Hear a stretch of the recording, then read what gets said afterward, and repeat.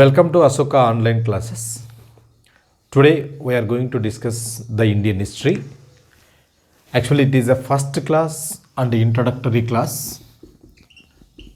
Introduction of the Indian history. First, making the division of Indian history. Division of Indian history. Any history can be divided into different parts based on the convenient. Same like the Indian history also divided based on the different situations which were occurred, like social conditions of that period or social changes according to the social changes or according to the religious changes, political changes and cultural changes. Mostly they had taken religious changes. So based on these changes, Indian history can be divided into three parts. It divided into the three parts. As we know, that is ancient Indian history,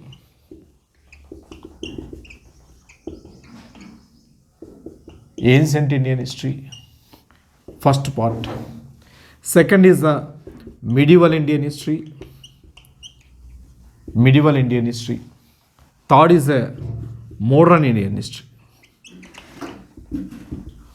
So like this, Indian history can be divided into three parts for the understanding purpose and for the convenient purpose.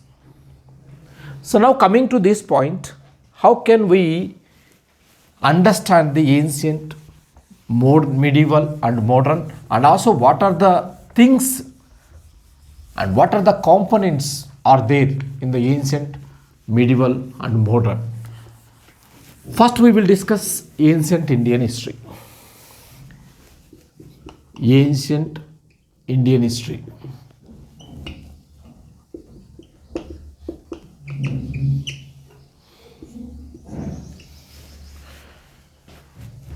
In the ancient Indian history, the components, if you come to that point of the components, first of all, we have to go to the introduction. Introduction of the Indian history. How can we understand the Indian history? In that introduction. In the introduction, we can discuss what is history. That means the definition of the history. And also how the history originated, understanding of the history. This is completely the understanding of the history. It needed to understand the ancient Indian history. Second topic in the ancient Indian history, geographical impact, geographical features and their impact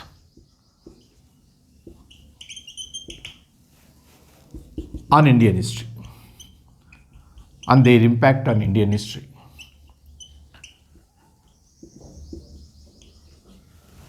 Because without geography, without understanding of the geography, we cannot understand the Indian history. So that's why it's needed where the location of the kingdom. First, if you go to the location of the kingdom, you can understand the cultural things, political things and all the socio-economical changes of that area. So that's why it's needed to discuss. Third component of the ancient Indian history, it is the sources of Indian history. Sources of Indian history.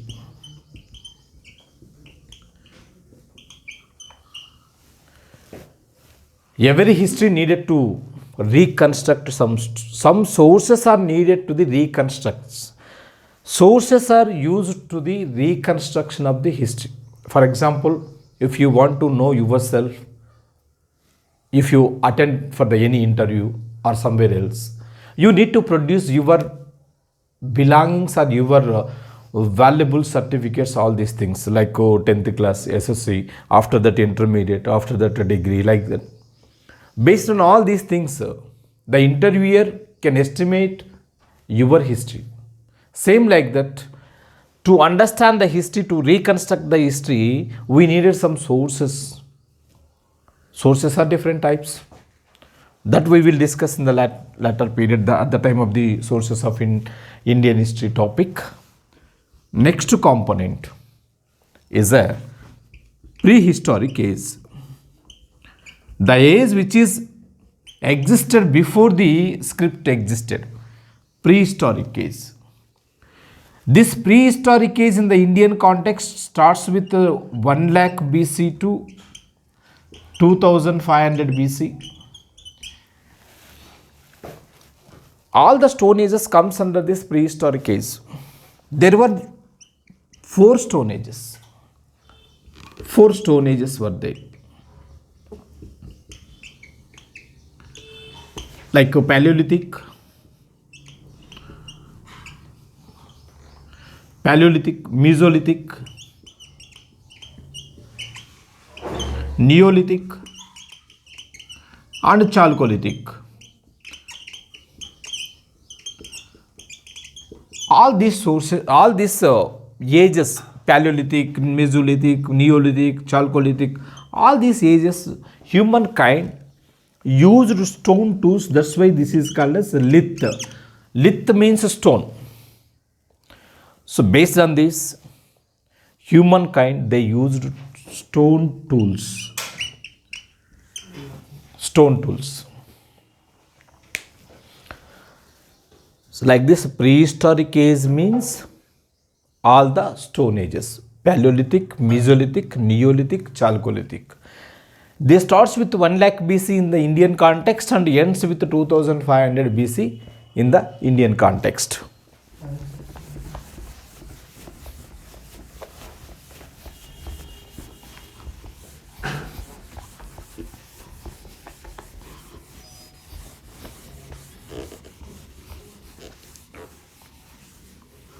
After this, Stone Ages, next topic,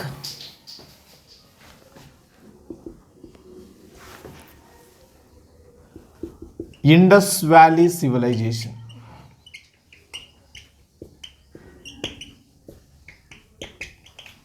Indus Valley Civilization. Indus Valley Civilization, the approximate period from 2500 BC to 1500 BC. So initially the civilizations were started during this period. Civilizations were started during this period. Indus Valley Civilization, IVC. It is also called as Harappan civilization. After the civilizations, that civilization was spoiled by the foreign invasions like Aryans. Aryans age is called as Vedic age. Vedic age again can be divided into 2 parts. One is early Vedic age. Early Vedic age. This is from 1500 BC to 1000 BC. Early Vedic age. This early Vedic age is also called as Rigvedic age, because Rigveda composed in this period. Rigvedic age. Early Vedic age is also called as Rigvedic age. Only Rigveda composed of this 500 years from 1500 to 1000 BC. Next, second age of that period, latter Vedic age.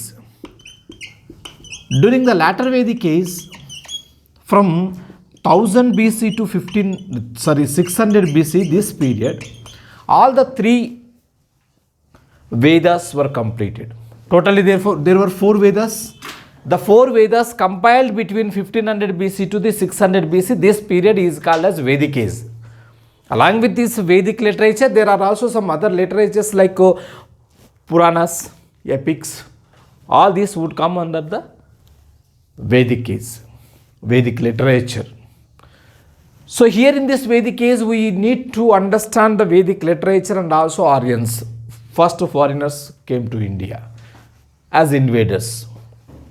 So after this period, these people, they moved from west to the east, almost all Gangetic Valley. Latter Vedic period, they started their kingdoms at Gangetic Valley. Agricultural settlements were existed at latter Vedic period. Before the latter Vedic period, early Vedic people, they were the pastoral. pastorals. So whenever agricultural settlements were started, by that time, kingdoms were established. They were the 16 Mahajanapadas. 16 Mahajanapadas. 16 great kingdoms were existed in North India. Those were called as 16 Mahajanapadas. They existed in 6th century BC. 6th century BC in India. After this, the contemporary of the Mahajanapadas in India, there existed religious movements. Religious movements in 6th century BC. Same in the 6th century BC, there were two great religious movements like Buddhism and Jainism. Buddhism and Jainism. So great religious movements were occurred. 6th century BC, not only in India but also through the world, there occurred some religious movements. These religious movements against of the Brahmanical and Vedic rituals and cults. So that is what the religious movements. After this, we can understand the establishment of the Mauryan Empire, and before the establishment of the Mauryan Empire, Alexander invasion occurred in India. Alexander invasion. That around 326 BC, you can remember like 3 2 is 6. 326 BC, Alexander invaded India. Before the Alexander, we can also discuss the Persian invasions. Before the Alexander, Persian invasions occurred. After the Persian invasions, Alexander came to India. The result of the Alexander invasion, after the Alexander invasion, immediately a great historical empire existed in India, that is Mauryan Empire. Historical empire existed in India, that is a Mauryan Empire. This Mauryan Empire continued from 321 BC to 185 BC. It was the first historical empire established in the Indian subcontinent. So after this Mauryan Empire, around 185 BC, started the disintegration of the empire, and again small kingdoms were existed in the post-Mauryan period. So that is post-Mauryan period. Post-Mauryan period, that is from 200 BC to 300 AD, post-Mauryan period.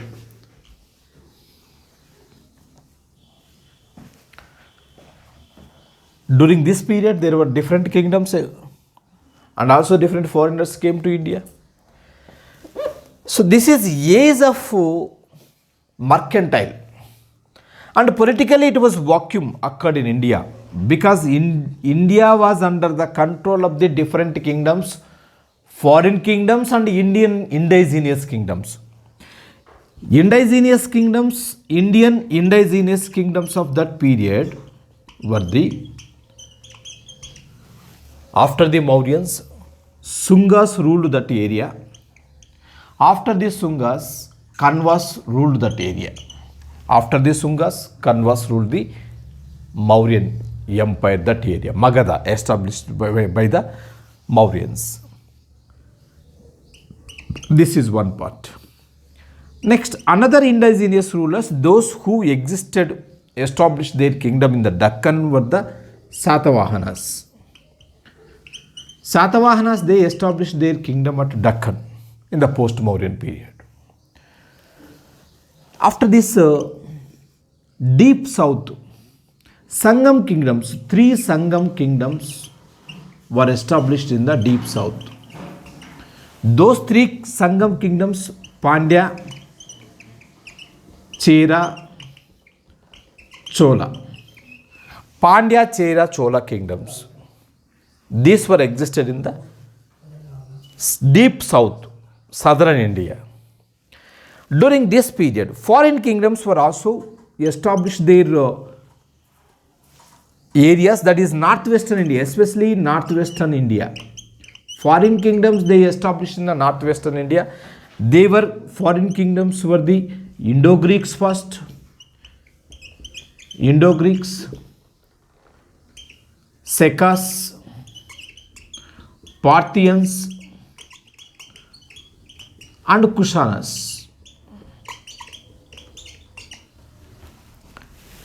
Indo-Greeks, Secas, Parthians, Kushanas, they ruled northwestern India and some parts of the North India during the post-Mauryan period. So post-Mauryan period, there were so many kingdoms established in the Indian subcontinent. We can show in the figure, that is map. If you come to the point of the map, post-Mauryan map, because it is important to know the post-Mauryan map.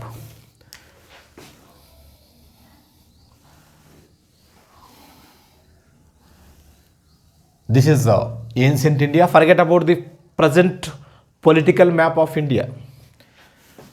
So this area was only first empire was established, that is Magadha.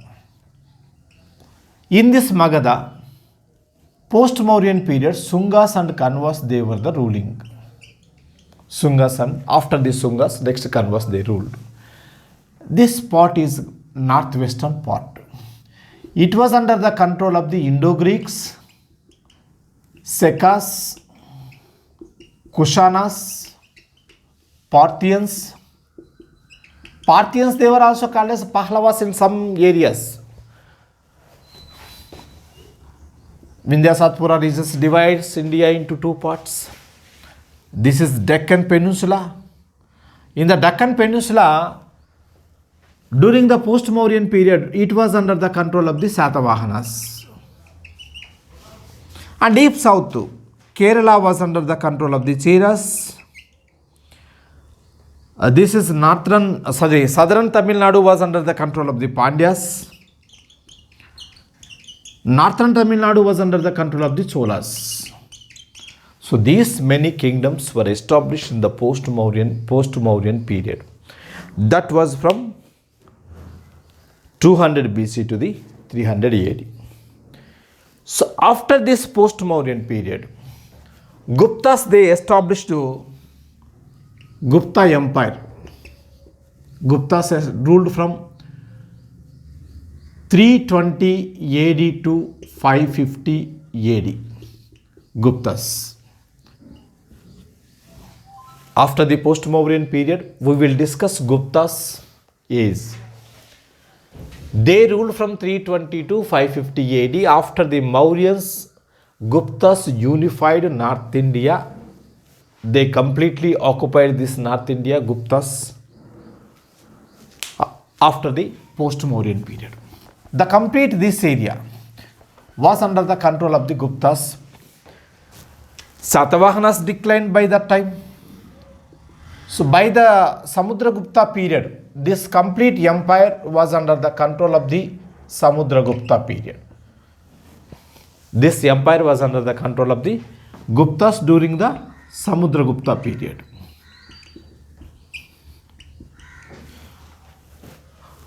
So Guptas, they ruled nearly 2.5 centuries in North India.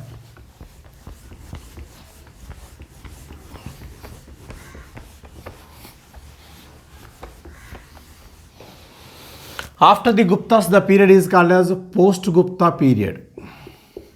Post-Gupta period. Again, post-Gupta period started the disintegration of political power in the North India, especially only during this area, that is from 550 to 700 AD. This is what called as post-Gupta period. During this post-Gupta period, North India was under the control of Harshavardhana, Vardhana Empire. Harshavardhana. Harshavardhana, he ruled from 606 to 647 AD. Harshavardhana, he ruled from 606 to 647 AD. He unified North India. But he did not come to the Deccan or South India. North India was under the control of the Harshavardhana. Deccan, it was under the control of the Badami Chalukyas. This area was under the control of the Badami Chalukyas.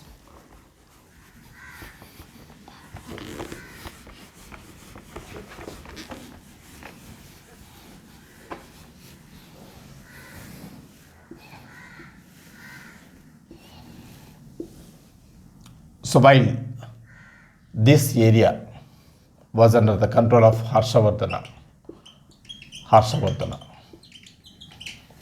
so Deccan, this part of the Deccan was under the control of the Badami Chalukyas. The same contemporary period in eastern India was under the control of the Vengi Chalukyas. Eastern India was under the control of the Vengi Chalukyas. So East Vengi Chalukyas.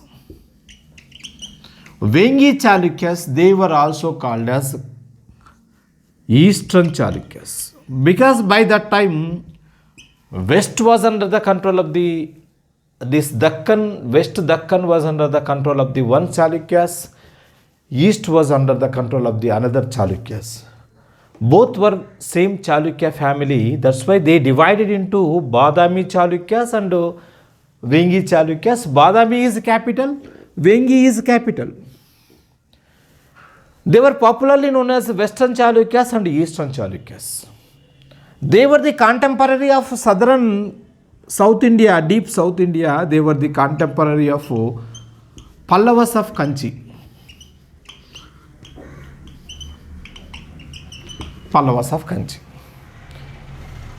So this is what we have to discuss in the ancient Indian history. So this is the syllabus of the ancient Indian history. You have to understand this syllabus of ancient Indian history like that. Next, coming to the point of one by one topics. First, we will come to the introduction of the Indian history.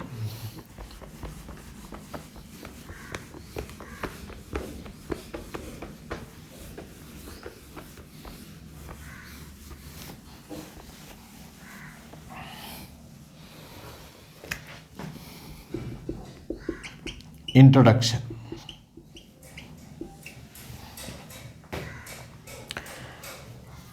So for a understanding purpose, we have to take from the word history. History, it is the originally English word. History is the originally English word. How it originated? This English word history is originated from the root word historia. History is a Greek word. It is a Greek word. Historia is a Greek word. What is meant by historia? Historia means investigation or observation or knowledge or research. All these are the meanings of history or explanation. All these are meanings of the historia. Historia is a Greek word. History is a English word. History came from the root word historia. That is a Greek word. An Indian, after this Indian Classical Dictionary. Coming to the point of the Indian Classical Dictionary. This Indian Classical Dictionary, it gave the definition of Indian history. It is set of affairs. Set of affairs. History is a set of affairs, or history is a story according to the Indian classical dictionary, and history is upakhyana, or history is Purana according to the Indian classical dictionary. So like that, Indian classical dictionary gave this different meanings to the Indian history. So along with this, coming to the point of the Arabic language. In the Arabic language, what they used earlier for the history. So they used tariq, a word, for the understanding of the history. That means tariq, instead of the history, before the history existed, they used tariq. Tariq is a historical events. Tariq means historical events. Historical events kept in chronological order. Historical events were kept in the chronological order. But in Sanskrit, the same in the Sanskrit called as Itihasa Purana. Itihasa Purana. It was mentioned in the Sanskrit, Itihasa Purana. So these are the names of the history in the different languages. In English, it is called as history. It originated from the Historia Greek word. Historia means investigation, observation, knowledge, research and explanation. Indian classical dictionary gave the name of different names. Instead of the writing the history, instead of the using the history, they used as a set of affairs, story or upakhyana or Purana. In the Arabic language, that was also called as a tariq, kept into the chronological orders of historical events. In the Sanskrit, it is also called as Itihasa Purana. Itihasa Purana in Sanskrit.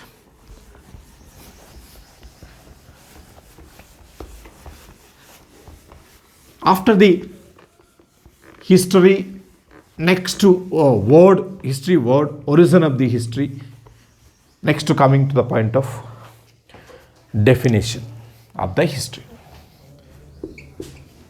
Definition of history. What is history? Definition of the history is, what is the history? History is the study of society. History is the study of society in the past. History is the study of society in the past in all aspects which relates to the present developments, and the future hopes.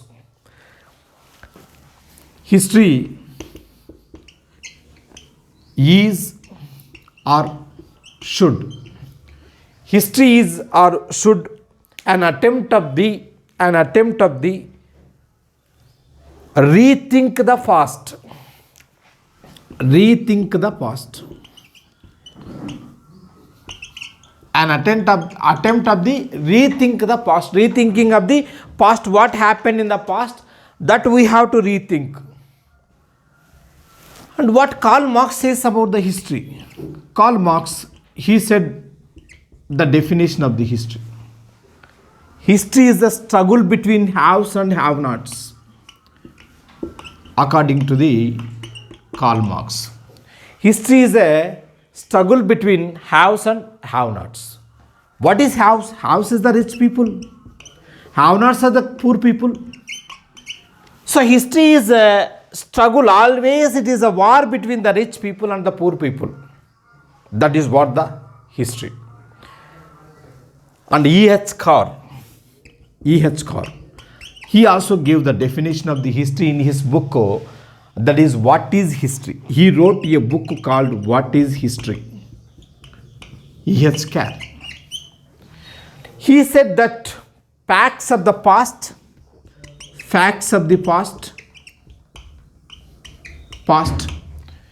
history is the facts of the past and historical facts.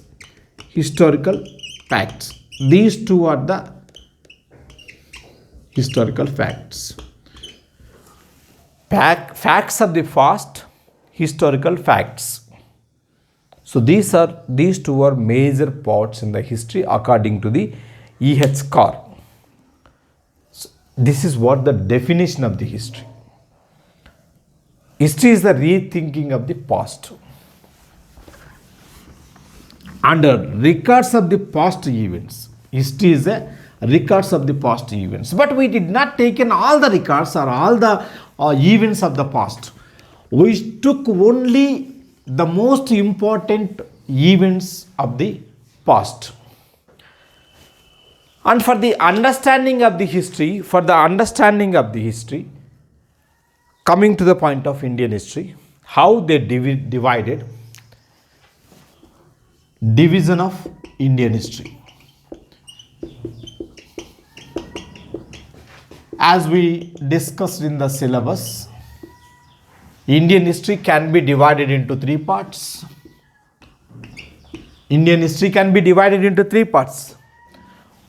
One is ancient Indian history. Ancient Indian history, according to the Indian context, it starts from 1 lakh BC to 700 BC AD. 1 lakh BC to 700 BC. How this demarcated? How the Indian history demarcated up to 700 AD? What we have taken as a demarcation? The method which has taken for the demarcation, that is from Stone Ages to death of Harshavardhana. Stone Ages to death of Harshavardhana. Why this was? Because Harshavardhana was last Hindu emperor. By this ended the Hindu empires in India. Then started the coming of the Islamic elements in the Indian society. A new element which was entered into the Indian society, that is Islamic elements. Because of that, demarcate the history based on the major social changes. That is medieval Indian history. Medieval Indian history. Medieval Indian history, it is from 780 AD to 1707 AD. So this is starting of the Muslims came to India. Originally, the Muslims which came to India were the Arabs. Arabs started 712 AD. Arabs, they started to invade in India 712 AD. But approximately we can take around 700 AD to the 1707 AD. For the understanding of the medieval Indian history, we can divide this also into the three groups, like early medieval period, Delhi Sultanates, Mughals, that too greater Mughals. Like this medieval Indian history we can divide. Early medieval period, this is from 700 to 1200 AD. This is what called as early medieval period. Next to Delhi Sultanate period, 1206 to 1526 AD. Like this we can understand. Mughals from 1526 to greater Mughals from 1526 to 1707 AD. Like this greater Mughals. So if you want to understand medieval Indian history correctly, you need to follow this method. Early medieval period, Delhi Sultanates and Mughals. Coming to the point of the modern Indian history. Modern Indian history. That is the third part of the Indian history, third division of the Indian history. Modern Indian history, It starts from 1498 to 1947 AD. That means it starts with the coming of Europeans to India or advent of Europeans to India. From that period to India get independence. India get independence. In this modern Indian history, this also we can divide into the three parts. The first part is Europeans, coming of Europeans and establishment of British Empire. Establishment of British Empire. That you can take as a one part. And the second part, freedom struggle. Second part is the freedom struggle. You can take it as 1885 to 1947. Freedom struggle, again three parts. More rights, extremist, and Gandhianis. If you divide Indian history like that, it will be the clear-cut idea, you can understand very clearly.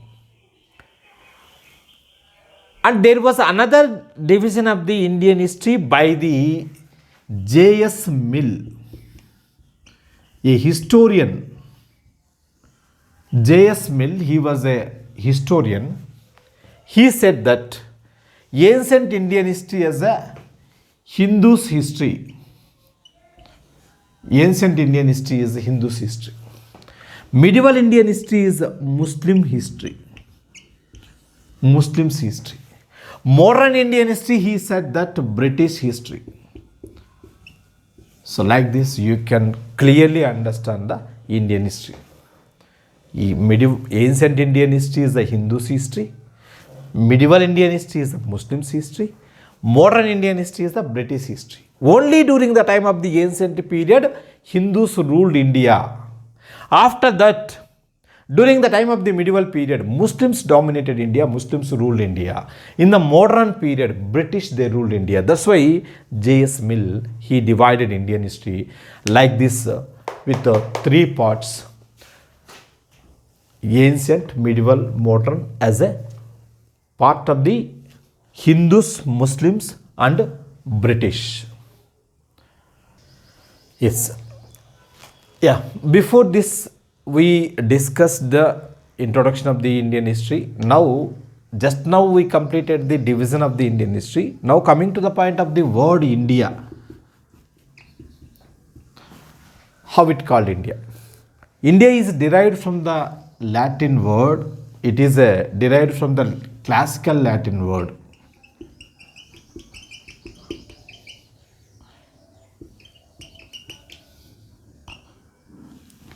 It derived from the classical Latin word. It is India. India is a classical Latin word. Originally, why they called India? India is refers to the southern part or southern peninsula.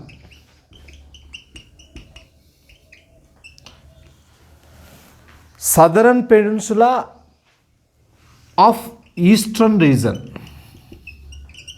This was originally called India. Southern peninsula of the eastern region, that was the originally India. In the Hellenistic Greek word,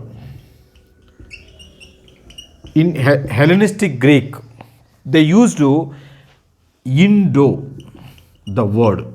Instead of the India, they used the word Indo. Indo means the people of Indus. The people of Indus. That was Indo. The people of Indus. Persian people, Persians, they gave India as Hindus. India name, they called it as Hindus. an eastern province of the Hindus means eastern province of Achaemenid dynasty or Achaemenid empire. Hindus is the eastern part of the Achaemenid empire that was used by the Persians. So Persians, they used Hindus. And the Greeks, they are also called Greeks. They also gave the name Indus for the Sindhu river. This Indus name for the Sindhu river, but Persians, they gave Sindhu. Like in the Indian Sanskrit literature. Indian Sanskrit literature, we used Sindhu. That was also used by the Persians. Sindhu is a river. Sindhu, it is a river name. What is that river? Indus River. Indus River called as a Sindhu in the Persian literature, as well as in the Indian Sanskrit literature. Usually Greeks, they used I, in the place of I, Persians, they used yes. Same like that, Sanskrit, Sindhu, coming to that point, Hindu.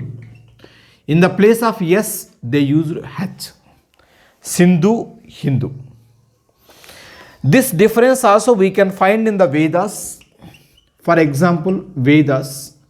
Aryans, they used to have the habit of drinking of soma. Soma was a drink. During the time of the Aryans, they drank that soma drink. It was mentioned in the Sanskrit as a soma, and it was mentioned in the Persian literature as a homa. Persians, they called it as homa drink. So like that, Sindh and Hind, we can use the same things. We can also use like that. So India word originated from the classical Latin word India or Indo-Greek word. Greek word was the Indo word. Persians, they used Hindus. And Greeks, they called Indus River. Indus River in the Sanskrit, Sindhu. Sindhu River in the Persian language, Hindu River. Sindhu, Hindu, like that. This was the names used for the India. India derived that name like this. And coming to the point of the Indian Constitution, we also used Bharat, a name in the Indian Constitution. Bharat was a name used in the Indian Constitution. Indian Constitution. Our Indian Constitution, preamble of our Indian Constitution, that is what we used, Bharat. That is India as Bharat, that is India as a union of states.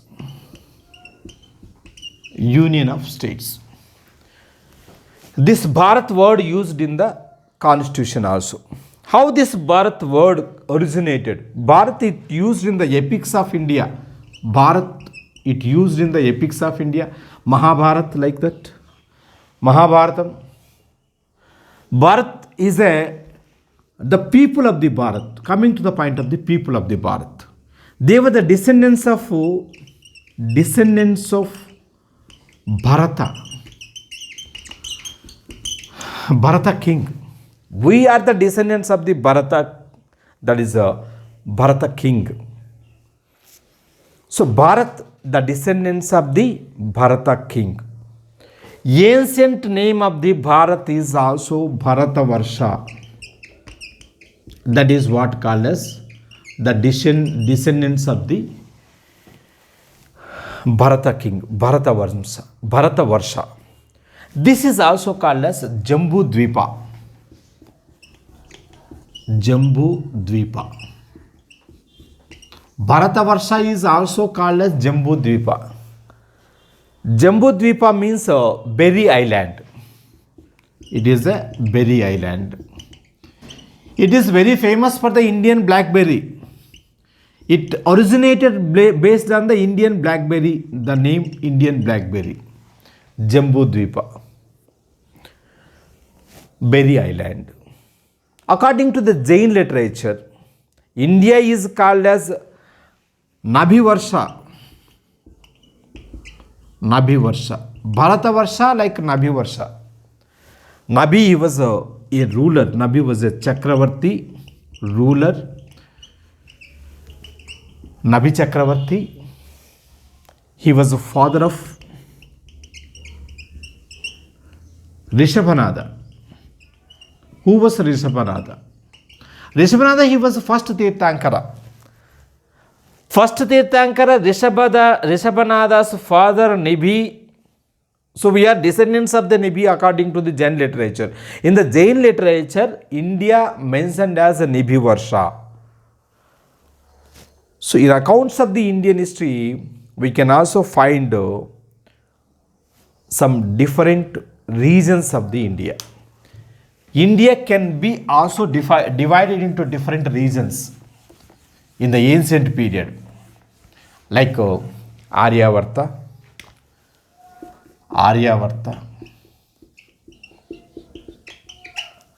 Aryavarta, it mentioned as a North India.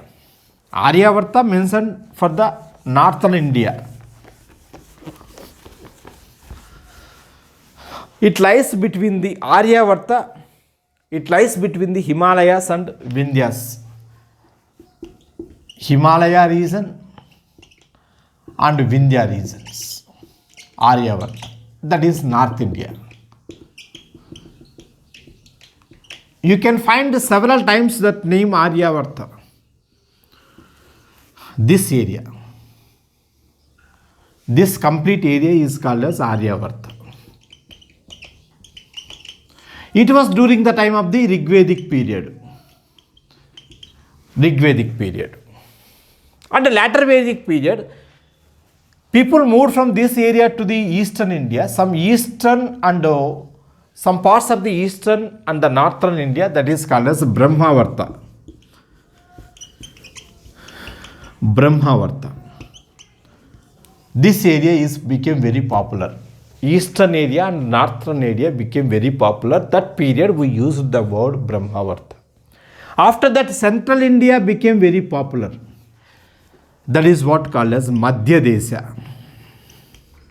Madhya Desha. Kannauj, Delhi and that areas. Madhya Desha. After this, Panchala. Another name was given to the India. Panchala. Panchala kingdom. It lies between Ganga and Yamuna river. This is a Yamuna river. This is Ganga river. The area lies between the Ganga and Yamuna river. That is Panchala. Lies between Ganga and Yamuna river. And what this area is called as? This area is called as Dakshinapada. Dakshinapada. This area is called as Dakshinapada. Like this, India used different names. And India is a holy land. India, that is a Bharat. It is called as holy land. Bharat is a holy land. Used in the Brahmavarta. Bharat used as a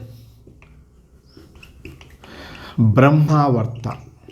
This name used by the Manusmriti, mentioned in Manusmriti as land of divine people. That is, good people born with goodness. According to the Manusmriti, Brahmavarta means good people born with goodness. That was the Brahmavarta. That is sacred land. That is also called as sacred land. It was a sacred land. Or this is also called as abode of gods, abode of gods. So these are the names were given to the Bharat, that is Brahmavarta. So like this, India name derived from the different languages like Greek, Persian language, Sanskrit language, and also India used in the Mahabharata as a Bharata and Mahabharata Puranas, Itihasas like this, and Jain literature. In some parts of the India like Aryavarta, Brahmavarta, Madhya Desha, Dakshinapada, like all these things, so we need to discuss to understand the Indian history. Yes, so by this we completed the introduction of the Indian history.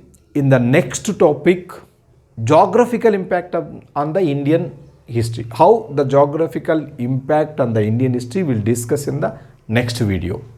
Okay, good luck.